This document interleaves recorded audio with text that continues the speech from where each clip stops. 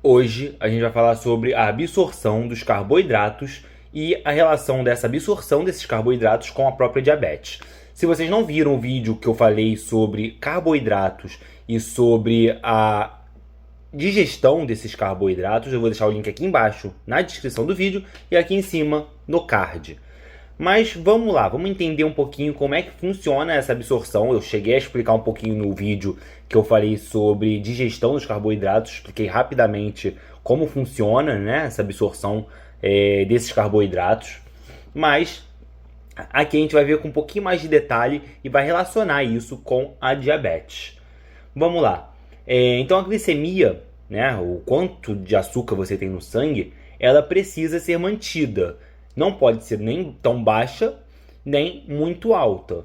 Aqui a gente tem aqui um quadro que eu botei aqui, ó, para vocês, onde glicemia alta, né, o normal é 40 a 90. Desculpa, o normal é 60 a 90, aqui tá errado, tá? Aqui é 60. O baixo, 70 a 60 miligramas por decilitro. A alta é 140 miligramas por decilitro. Quando você come, né? Quando você acaba de comer, geralmente a sua glicemia vai lá em cima. E aí a insulina, ela entra para fazer o papel de baixar essa glicemia. Então quando você acaba de comer, uns 2 horas depois de comer, sua glicemia sobe. O normal então é de 60 a 90 miligramas por decilitro. Quando você está normal, quando você está já no estado de não alimentado, né? O baixo, aí já estamos falando de hipoglicemia, é entre 70 e 60. O seu corpo já está ali no limite. E menos de 60 miligramas por decilitro é muito baixo, pode levar a coma e até mesmo a óbito. Então vamos entender como funciona, né? Os hormônios, alguns hormônios, estão ali para diminuir ou aumentar a sua glicemia. Para diminuir sua glicemia, ele prende a glicose, né? Para aumentar a sua glicemia, ele faz o que? Libera essa glicose. E aí o papel de prender, de absorver essa glicose, vem do glúteo. Os glúteos, famosos glúteos, eles são transportadores dessa glicose, né? Eles transportam a glicose para dentro das células e absorvem essa glicose. Eles são aproximadamente aí 15 glúteos diferentes. Mas se são tantos glúteos diferentes, o que vai diferenciar eles exatamente? É simples, é a afinidade e a capacidade de captar essa glicose. Por exemplo, os neurônios, eles dependem muito dessa glicose, né, para pensar, para raciocinar, etc. Então, eles precisam de uma alta capacidade de absorção dessa glicose. Então, o glúteo que vai servir aos neurônios é um glúteo de alta capacidade, de alta absorção. O fígado, o papel do fígado, por exemplo, é liberar a glicose e manter a glicemia. Então, o fígado ele não depende muito dessa absorção da glicose. É claro, quando tem em excesso, né, tem glicose em excesso, o fígado vai lá, vai absorver a glicose para estocar e depois liberar, né? Vai absorver em forma de glicogênio. Mas o papel principal dele é liberar essa glicose, é soltar essa glicose para aumentar a glicemia. Então eles não dependem tanto desses glúteos. Logo, o glúteo que vai servir ao fígado é baixo, é de baixa capacidade. Ok? Vamos continuar então.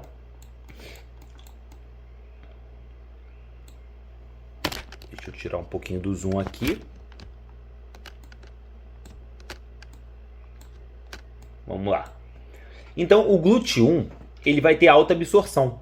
A gente falou do GLUT1 lá no vídeo sobre carboidratos, né? E vai basicamente estar presente nas hemácias, nos rins e no cérebro. O GLUT2 é de baixa absorção. Ou seja, ele vai estar presente no fígado, que eu já falei ali do fígado antes, nas células de betas pancreáticas. O pâncreas também não precisa tanto de glicose. O GLUT3 vai ter alta absorção e vai lá nos neurônios, né? Como falei ali antes dos neurônios. E temos também o GLUT4, que ele é de média absorção. Ele vai estar presente nos músculos lisos e músculos cardíacos, né? Do coração. E ele é importante que ele é insulino dependente. E aí como acontece, né? A insulina vem, se liga nesse receptor de insulina, acontece várias reações em cadeia dentro da sua célula. O GLUT4 ele vai ser liberado para a membrana, ele entra na membrana e aí ele capta essa glicose e puxa para dentro da célula.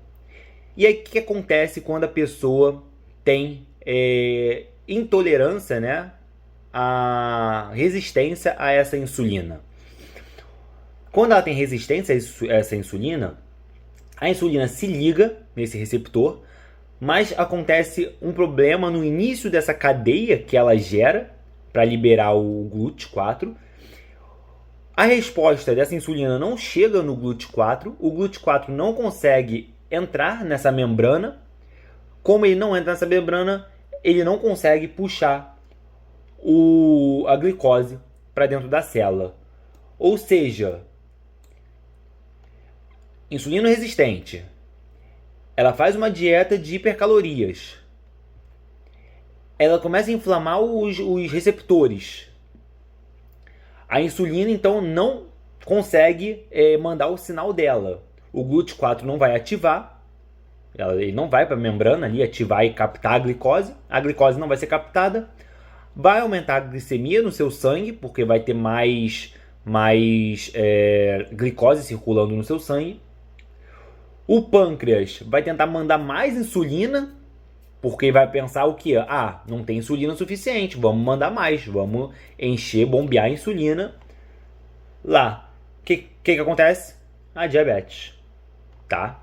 Então, o tratamento é basicamente uma dieta de hipocalorias, com poucas calorias, tentar reduzir aí os carboidratos, as gorduras, tá? Por que os carboidratos? Porque a pessoa está com glicemia muito alta. Se você está mandando carboidrato para dentro, você vai aumentar ainda mais a sua glicemia. Então, a dieta ideal nesse caso tem que sim reduzir os carboidratos e as gorduras. E as calorias em geral, né? Quando você reduz carboidrato e gordura, você acaba reduzindo as calorias.